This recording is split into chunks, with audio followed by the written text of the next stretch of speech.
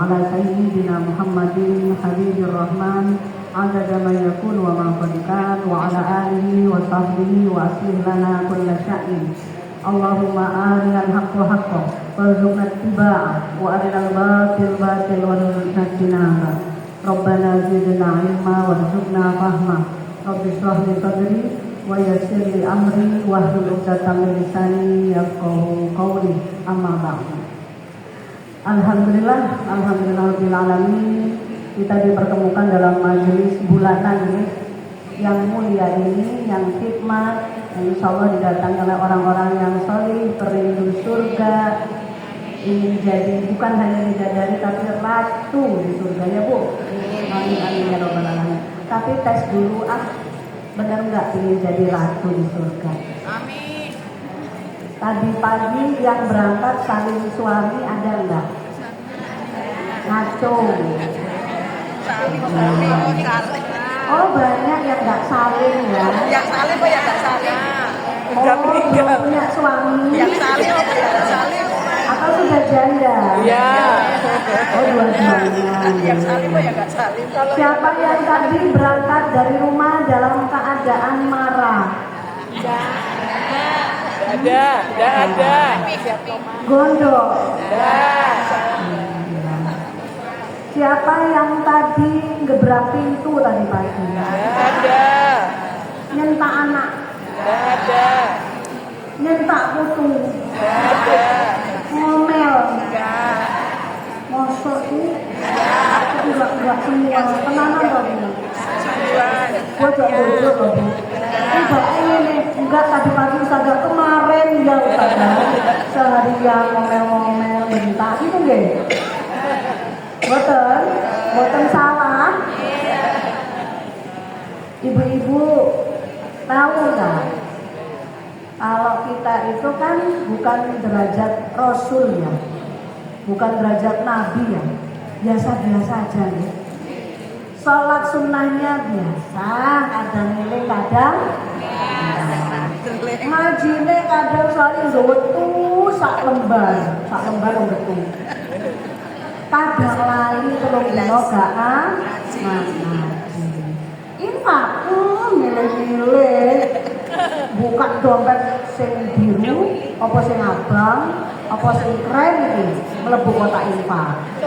Abu-abu. Buka yang mana? Abu-abu katanya Bu. Sing biru karo abang, emang ya. Emang infaknya lo biasa-biasa saja. Datang majelis taklim ya nek sempat, nek gak pas ngelune ku. Kita itu ibadahnya minimalis. Tapi mau surga tingkat berapa? Mau emperan apa mau yang tinggi? Mau yang tinggi loh Bu, kowe dhewe orang-orang iki. Padahal minimalis tapi jalurnya mengukur. PD-nya ini bener apa salah? Bener. Ayo. Ibu, minimalis ya kita bener ya? Ya. Sholatnya biasa, puasa sunnahnya biasa, iritnya apa meneh, ya, infaknya biasa. Tapi siapa ingin surga tertinggi? Saya. Malaikat gak ngacung saya dulu.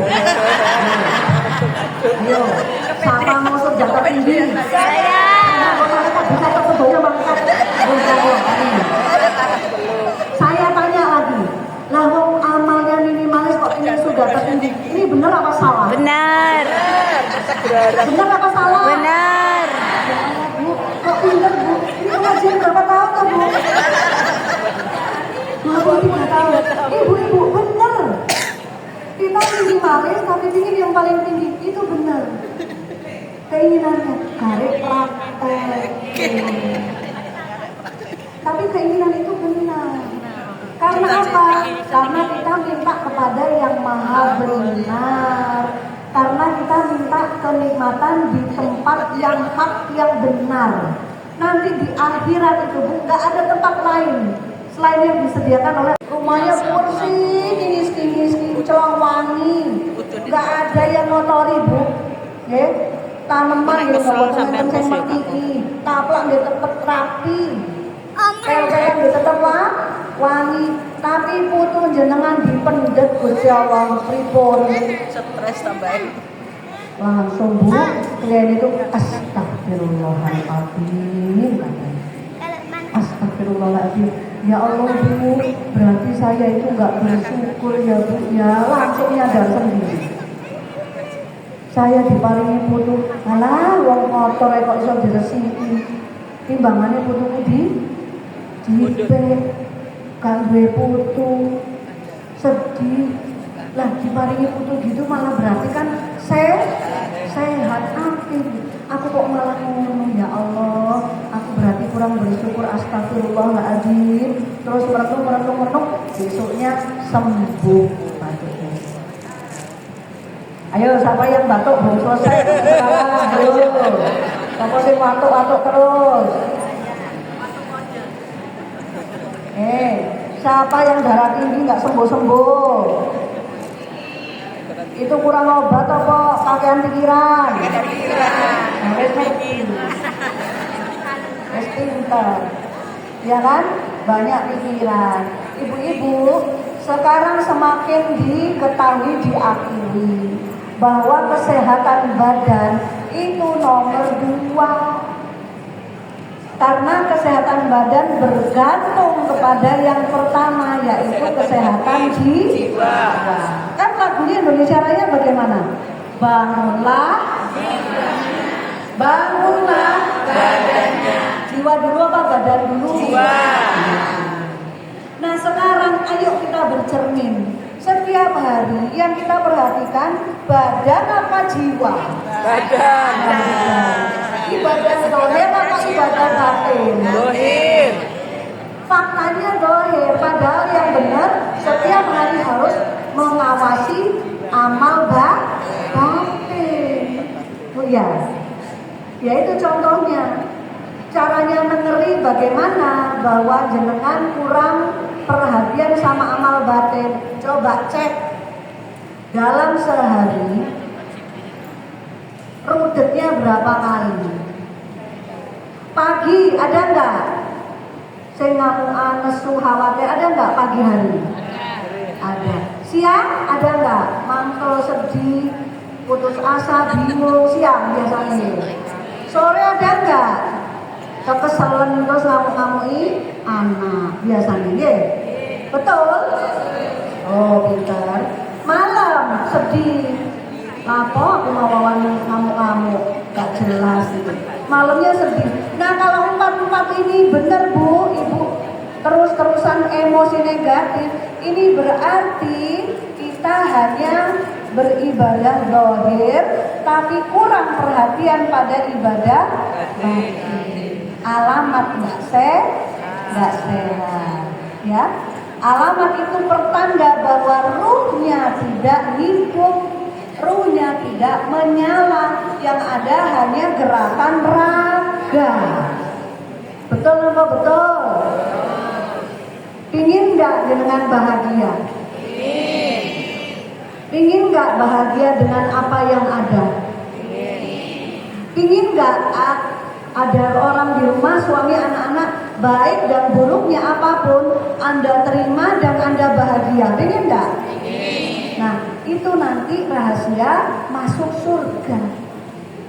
Bahagia tiap hari karena iman, karena takwa. Dan iman takwa itu yang letaknya di hati, bukan hanya di amal zahir. Sekarang saya mau cerita. Dulu diriwayatkan di dalam Al-Quran bahwa di Al-A'raf ya, Al-A'raf 172, di situ Allah meminta persaksian kepada seluruh arwah. Jadi mulai zaman Nabi Adam sampai manusia terakhir, arwahnya itu oleh Allah dikumpulkan untuk diminta persaksiannya. Jadi arwah jenengan dulu di sana nggak ada, cuman belum kenal, belum wujud manusia, belum kenal siapa-siapa. Bu, arwah kita ada di sana dulu, ngumpul semua. Kebayang ya? Terus Allah bertanya di sana, meminta, menanyakan, bahasa kerennya sekarang mengkonfirmasi. Alastu birabbikum, kata Allah. Benarkah aku ini Robmu, yang mengurusi kamu, yang menciptakan kamu. Ya, seumur hidup nanti di dunia wolak wali dunia itu urusanku tentang perkaramu. Lalu Allah bertanya, alastu birabbikum, benarkah kamu akukah, kamu mengakukah bahwa aku itu Robmu? Lalu arwah menjawab apa? Qalu bala syahidna. Lalu arwah-arwah itu mengatakan semuanya, kami bersaksi ya Allah. Maksudnya apa bu persaksian itu? Nggih kula sekseni ya Allah bahwa Engkaulah saja yang mengatur kami. Jodoh, mati, rezeki, semua itu Engkau yang atur ya Allah. Sehingga kami memohon perlindungan harusnya kepadamu. Kami memohon pertolongan harusnya kepadamu. Kami meminta ampunan, meminta kemudahan seharusnya kepadamu. Ceritanya Ruh itu bu, belum kenal suami, belum kenal anak, belum kenal orang tua, belum kenal adik kakak. Jenengan semua, kita semua sendirian waktu itu. Kebayang ya? Bisa membayangkan ya? Sendirian di bersama arwah lainnya tapi nggak kenal. Pada saat itu tidak ada yang lain yang penting, yang bermakna selain kita dan Allah. Persaksian itu diminta di akhir ayat supaya nanti di akhirat kita tidak sampai bilang bahwa aku lali ya Allah, aku lali enek penjenengan, aku lali jenengan sing ngatur sedoyo iki. Aku lali makan itu aku njaluk ning dukun, aku njaluk ning paranormal, aku ngejar-ngejar dulurku sing iso nulung, aku ngejar-ngejar koncoku sing sugih, aku lali lek ono jenengan. Nah, diberitahu, diminta kesaksian supaya kita memintanya hanya kepada Allah. Urusan kita hanya kepada Allah, tidak kepada yang lain. Tapi Bu, sekarang bayangkan ya, kalau misalnya nyulungan semua waktu itu di alam arwah, Engkau saja ya Allah nanti yang menolong saya. Hanya kepadamu pokoknya ya Allah. Saya nggak ada urusan sama manusia lain. Karena belum kenal, ya kan? Nah pada saat itu semua arwah itu soleh-soleh. Soleh, nggak tahu sedih, nggak tahu apa. Soalnya apa? Ya ada Allah kok. Gak khawatir. Ada Allah sing jamin, gak khawatir arwah itu. Nah ceritanya terjadi ketika arwah ini mulai dikirim ke bumi yang namanya alam dunia. Dalam tafsir As-Sa'di dikatakan tadi itu kan persaksian MOU antara kita arwah kita dengan Allah. Mantap imannya. Gak lihat dunia, gak lihat makhluk, cuman saya dan Allah. Mantap iman itu. Tapi di salah satu proses lahirnya kita ke dunia, ternyata ruh yang bicara ini, ya, tadi arwah itu kan ruh ya. Ruh itu dibuat tertidur oleh Allah. Lahirlah kita ke dunia, ruhnya tertidur. Kalau orang tertidur itu ingat nama mboten? Sadar nama mboten? Jadi ruh itu lupa ibu-ibu bahwa dia sudah ada ikatan janji dengan Allah. Ruh itu lupa bahwa dia punya Allah, gak khawatir sama dunia dan makhluk. Ruh itu lupa bahwa ada yang menjamin dia sehingga dia gak perlu takutkan apapun. Ruh itu lupa karena memang dibuat tertidur. Ceritanya lahir ke dunia, ruhnya tertidur, yang bekerja hanya raga. Wimung terusan. Nek dilarani wong, difitnah, terus gimana Bu? Wirid kok bales. Wirid pakai status. Kalau ngasih ke orang dermawan, lah pas kita butuh orang yang medit, diapanya orangnya? Status. Diwiriti apa diomeli? Diwiriti status. Ditulis status lagi. Ya. Kalau kita berteman terus tiba-tiba karena beda pendapat, tukaran, nomornya diblokir, gimana? tulis story, bales, ya. Karena apa? Karena kita kecewa sama perbuatan makhluk itu. Kenapa kecewa? Orang kecewa itu karena ngarep. Jadilah kita manusia yang ngarep kepada makhluk. Padahal tadi ruh kita gak ngarep kepada siapapun. Tapi karena ruhnya tertidur, lupa sama Allah, lupa sama penjamin, akhirnya kita beralih butuh makhluk sebagai penjamin, butuh makhluk sebagai tempat bergantung, butuh makhluk supaya bisa bahagia, butuh makhluk supaya bisa mencukupi kebutuhan, karena kita sedang lupa Allah. Nah, ini ceritanya ruh, ya, riwayatnya bagaimana kita itu punya ruh tapi tertidur. Maka jadilah kita orang-orang yang secara zahir, kita sholat, kita zakat, kita puasa, kita sedekah, kita tilawah, semua raga ini beramal soleh kecuali hati kita. Hati ternyata belum soleh, belum nyambung sama Allah Subhanahu wa Ta'ala, karena makhluk di dalamnya yaitu ruh sedang tertidur lelap. Seperti apa itu Ustazah orangnya?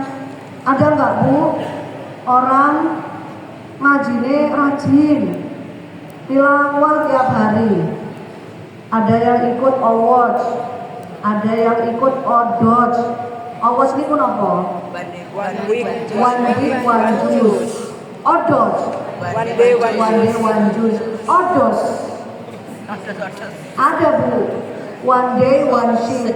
Jadi satu hari itu satu lembar. Ngaji rajin. Ini contoh ya. Orang yang amal dohirnya banyak, tapi amal batinnya kurang, ya, sampai galau. Ngaji rajin, tapi gibahnya rajin. Ente mau betul? Dah ada orangnya, ada. Kudunya apa Bu? Oh, paling depan. Jangan nyeksa sendiri. Orang ngajinya rutin, tapi gibahnya rutin. Ada nggak orang tahajud, menjaga tahajudnya, tapi ngamuan? Enggak? Ada. Ada orang suka ke majelis taklim, Bu, suka, tapi senangannya nyelatu tuh belum berubah.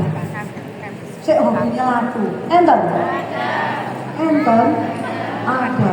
Ya di sini orangnya. WA nggih. Ya itu contoh. Hatinya galau itu. Ya.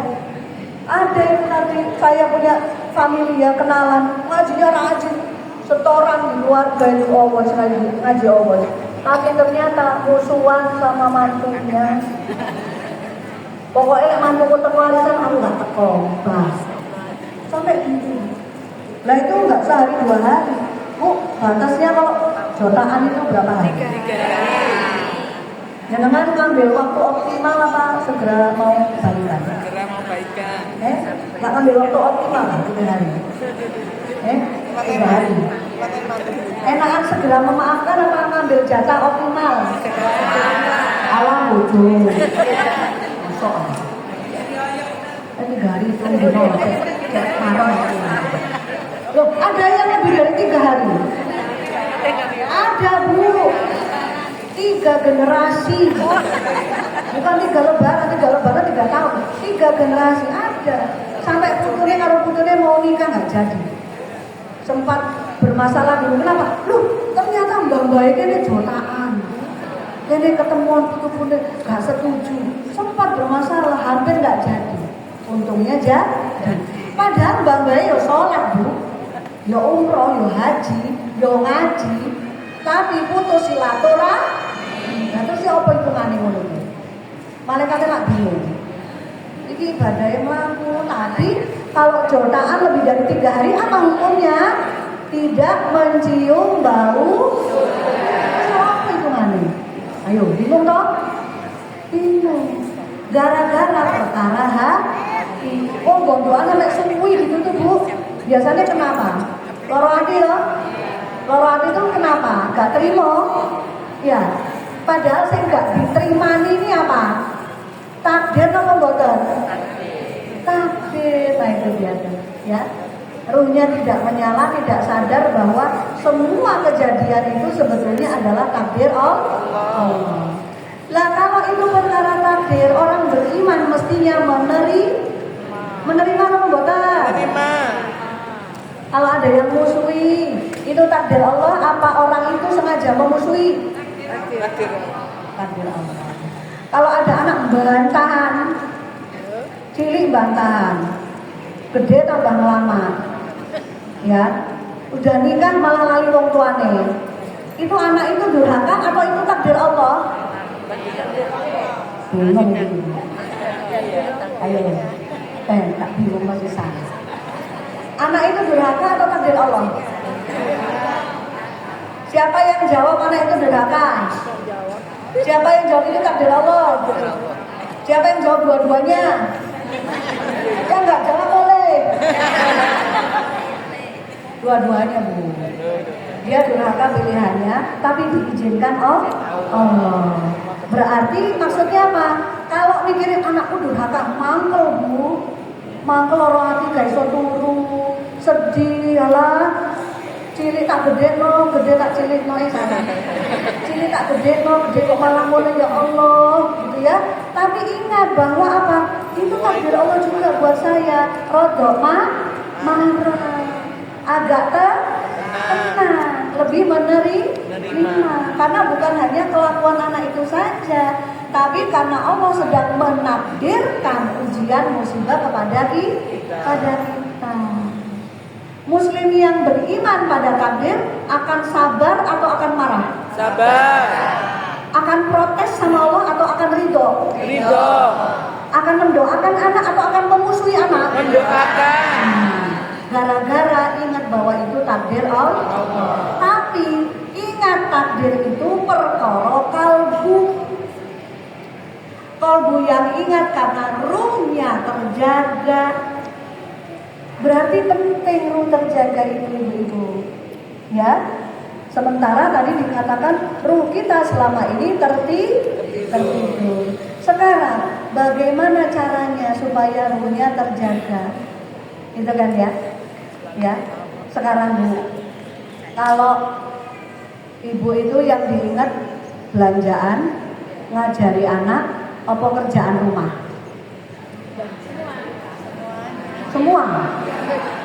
Semua Bu. Belanjaan, ngajari anak, apa kerjaan rumah?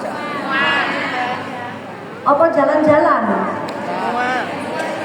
Kopi cantik gitu. Enggak ya. Kadang-kadang. Yang kita ingat selalu adalah yang ada di hati kita. Ya, yang kita ingat selalu adalah yang ada di hati kita. Ternyata di hati kita banyak dunia, apa banyak Allahnya? Dunia. Banyak urusan tetek bengek, apa banyak zikirnya? Tetek bengek.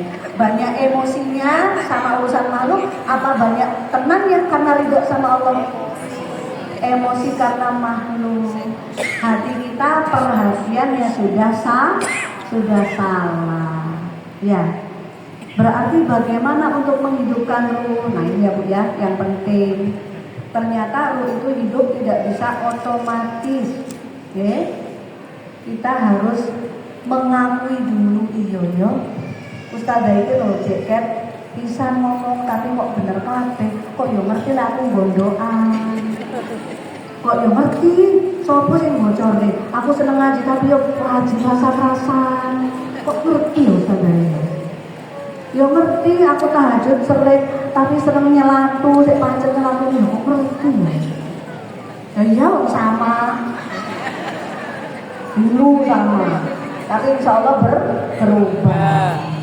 Nah, ternyata ibu-ibu yang membuat kita ruhnya terus terlelap, terus tertidur ketika hati itu kita biarkan kotor. hati kita biarkan kotor. Kotor itu oleh apa? Oleh urusan dunia. Ternyata kalau boleh dikurangi lagi ya, kotornya hati bukan urusan dunia. Masa salahin dunia? Masa Allah salah ciptakan dunia? Enggak. Yang garai hati kotor itu harapan kita. Ayo, Ibu, siapa yang ingin suaminya setia?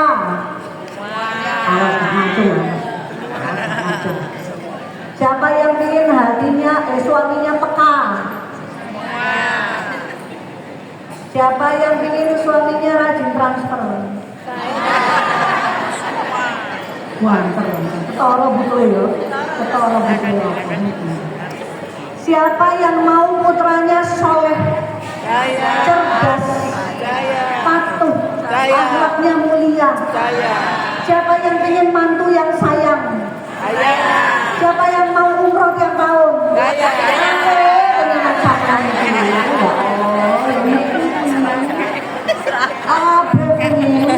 Ya toh? Ya Bu ya? Contoh ya, ternyata kita itu di dalamnya banyak sekali pengharapan. Jadi yang garai kita tuh bingung. Apa dia umroh? Kalau gue cek gampangnya, titik-titik umroh. Karena beli kan tangga budal. Kelompok titik bayar SPP, kelompok titik anak loro opname, kelompok titik ngijil SPNK bayar SPNK. Itu kata ulama, tidaklah di dalam hati itu berkumpul dua cinta. Dan salah satunya yang tidak mau diduakan adalah Allah. Maka selain Allah nggak mau ada sesuatu di hati kita. Lah ternyata di hati kita kebuk. Ada orang Madura di sini? Kebuk Pak yo. Banyak yang di dalam hati banyak. Suami aja berharap suami setia, soleh, jadi contoh sing apik, jadi imam sing pantes, perhatian sama istri, setia sampai mati, sampai kakek nenek, uake, suami tak uake, durung anak, durung mantu, durung putu, durung tonggone, durung ipare, ya toh, uake di sini. Nggak tahu semua salah Ustazah, gitu ya. Mau tahu caranya? Mau. Kita kan punya hawa nafsu ya.